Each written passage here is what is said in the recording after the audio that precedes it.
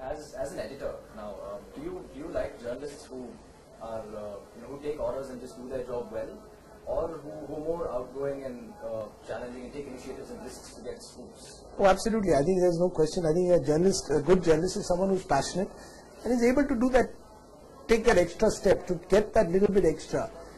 Everybody gets the news, particularly in this age of 24/7 channels. There's nothing exclusive as such left. So it's become all the more difficult to get a scoop or to get a good story or just, take the initiative to do something extra. So those are always special people. Oh, absolutely. I believe that, this is a profession which is all about opportunity. You could be 21, you could be 40. You could be in the profession 15 years, you could be in the profession 6 months. It just depends on your opportunity and your drive to grab those opportunities. Your show, The Big Fight, was extremely popular and path-breaking in Indian broadcast media. So, would you say that those were your best days in front of the camera? I don't know. I mean, again, that show I drifted into. We were wanting to do some election show in 98 election. So we said, why not do this on the lines of a US presidential debate? And because it was successful, it stayed on. I enjoyed lots of episodes of Big Fight. I enjoyed doing Big Fight. But my best journalism, I still believe, it was outside the studio. When I actually went in the field, whether it was in Pakistan, particularly in the mid-90s, tough place to do in those years, easier now. That time there was no, India relations had broken down with Pakistan. To do Gujarat in 2002, to cover the earthquake in Latur in 1992 and in Gujarat in 2002. Those have been, those were for me South Africa during the elections of 91, covering the Rath Yatra. So it's been reported. I think reportage drives me much more than I think studio. It's just that I've drifted into it. So you do what circumstances allow you to. I'd still love to give up. Do you miss going out in the field? Oh, I miss it. I miss it a hell of a lot. But I think you have to realize at some stage that if you want to take a leadership role in any field of life, part of it is giving up things. I can't now compete with my young reporters and say, I want to do the story. I can't. Nobody should be competing with a young. Too many of us, in this profession end up, you can't. If I have something, occasionally I go out. I still would like to go out more often, but not in a way to compete with anyone. The last thing I want to do is compete with any of my team members. In fact, I would like them to go out and while I miss the reporting, I enjoy the idea of seeing a young person reporting well today. It's great. What do you think of the competition in your industry today, like broadcast? It's crazy. The irony, the paradox is that while the number of channels have increased, the quality has decreased. So, speaking of that, do you think it's going to improve? And in terms of journalistic content, who do you really think is the leader in the industry today? That's a tough one. I'd love to think I'm the leader. And I always believe you don't compete with anyone else. You see in this room, there are no English news channels because I don't consciously want to see what other English news channels are doing. You compete with yourself to be as good as you can be. So you try to better your... Yeah, I think you do. You have some good days. Journalism is like any other profession. You have some good days, some not so good days. You have some days when there's great stories, drama, you get the right guests in the studio, you are able to ask the right question. Other days you don't get the right guys. So you just try to be as good as you can be every day. Coming to a more industry-oriented question, Rupert Murdoch has expressed some interest in coming to India. Hypothetically, he's already here. Yeah, he's already here, but not in such a big way yet.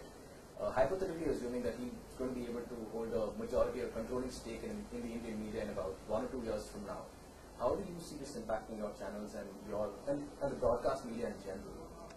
See, my belief is that I'm happy to have a Rupert Murdoch or anyone come here, but let it be a level playing field.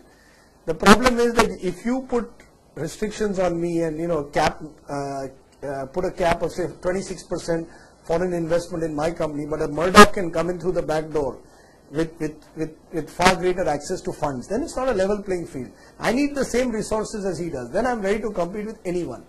Problem? Indian journalism has come of age now to take on. Yeah, I think so. Look, in any country, journalism ultimately is only as good as you adjust to the local conditions. It's a bit like Kentucky Fried Chicken having to adjust to local conditions. That's in the food business. But in journalism, you can, a quality paper will have to do quality journalism in India. You can't simply bring the London Times or the New York Times to India.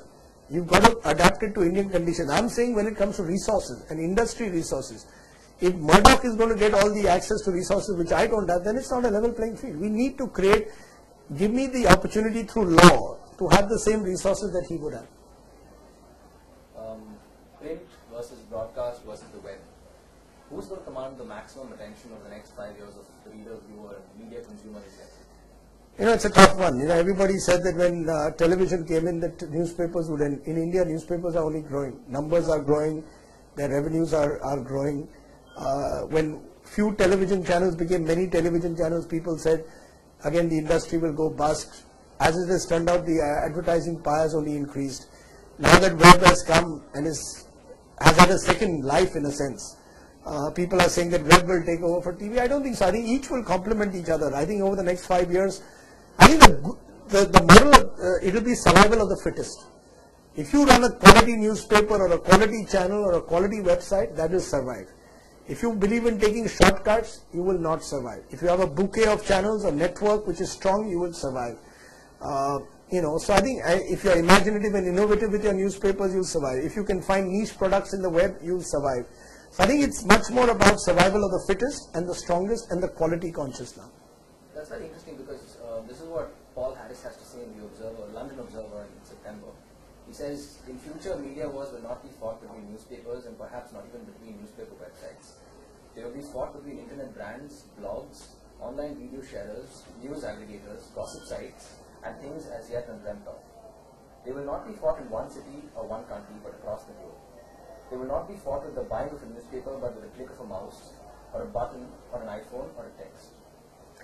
I mean, this is said in London. Sure, I think this is much more true of the Western world at the moment, which is far more integrated in terms of technology and where most households have access to computers and to websites. I think India will get there. At least a part of India will get there. I don't think the entire country, but we live in multiple Indias. So I think there will be an India which will be my son, for example, is hooked onto the website. And I can see that his generation will see the web as their first source of information. So, those who say blogs will become big, possibly. But I think they will all survive. I don't think that, the emergence of the internet means the end of newspaper or the end of television. I don't think anyone dies out that easily. I think my own experience of reading a newspaper is very different from mine watching a program. I mean, I can't live without a newspaper. I can live without the 9 o'clock news. But there must be someone else there who probably doesn't need the newspaper but needs the 9 o'clock news, or my son who doesn't need either but wants the website. So I think all three, because we cut across generations in this case, a large country, a large market. I go to small towns, I see everybody with a newspaper early in the morning. Things are different. You write for many newspapers as well as for a very popular blog that you maintain. Media watchers say that you are now more articulate in your in your columns and in your blog than on TV. Is this true? Or do you feel?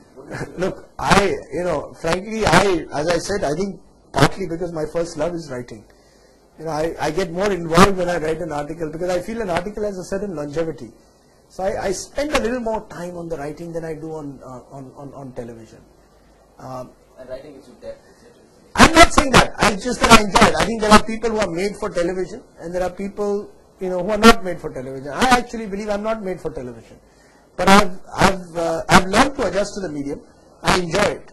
And I'd like to believe my passion is not for television or print, it's for journalism. Nothing excites me more than a good story. Whether that story is on television, web or print is secondary. So if there are guys who say I've become more articulate, maybe I've just, with time you mature in your writing hopefully. And you're a little bit more nuanced in your writing. So I spend one afternoon every alternate week on my writing. So I'm only writing once a fortnight. I can't write more. I'd love to write a book one day on the media, but that requires taking 6 months off this.